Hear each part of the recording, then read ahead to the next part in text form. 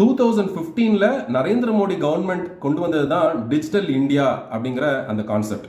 முதல்ல நமக்கு பயங்கர எதிர்ப்பு இருந்தது, நமக்கும் கொஞ்சம் பிரமிப்பாக தான் இருந்தது. எப்படி digital governance, digital infrastructure, digital பேமெண்ட்லாம் நடக்க முடியும் அப்படிங்கிற அந்த கன்ஃபியூஷன் இருந்தது. என் பணத்தை யாராவது எடுத்துட்டா என்ன பண்ணுறது, டேட்டா பிரீச் நடந்தால் என்ன பண்ணுறது, டேட்டா ப்ரைவசி இருக்குமா, இப்படி பல விஷயங்கள் நம்ம மனசை ரொம்ப குழப்புச்சு.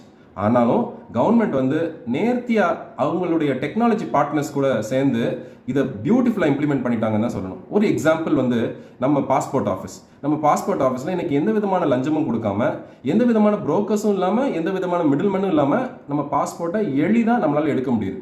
அதே சமயத்தில் கடைக்கோடி கிராமத்தில் கூட ரேஷன் கடைகளில் பெருசாக எந்த அளவுக்கும் ஊழல் இல்லை. ஏன்னா நம்ம ஃபிங்கர் பிரிண்ட் வச்சு தான் நம்ம ஜாமான் வாங்குறோம், நம்ம என்ன ஜாமான் வாங்குறோங்கிறது அங்கே ரெக்கார்ட் ஆகிருது.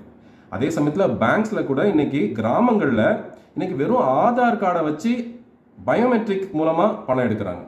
இவ்வளோ செய்த அரசாங்கம் ஏன் நம்ம ஓட்டிங் பூத்லையும் நம்ம போலிங் பூத்லையும் பயோமெட்ரிக் இம்ப்ளிமெண்ட் பண்ணலை அப்படிங்கிற ஒரு கேள்வி நம்ம மனசில் வருது. இன்னைக்கு நம்ம ஊரில் கள்ள ஓட்டு போடுறது ரொம்ப கஷ்டமான விஷயம் தான். ப்ராபப்ளி ஒரு 1% or less than 1% of the population தான் கள்ள ஓட்டு போடணும்னு நினைக்க கூட செய்வாங்க.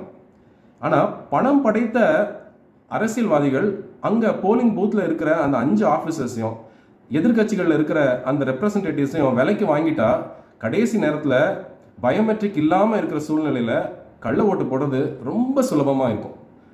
அதை தவிர்க்கணும் அப்படின்னு சொன்னால் பயோமெட்ரிக் ரொம்ப இம்பார்ட்டண்ட். அந்த பயோமெட்ரிக்கை இந்த எலெக்ஷனில் அல்லது வரப்போகிற எலெக்ஷனில், இன்ஃபேக்ட் 2029 வரப்போகிற நாடாளுமன்ற தேர்தலையாவது இம்ப்ளிமெண்ட் பண்ணணும் அப்படிங்கிறது என்னுடைய கருத்து. உங்கள் கருத்து என்ன அப்படிங்கிறத சொல்லுங்கள். நன்றி.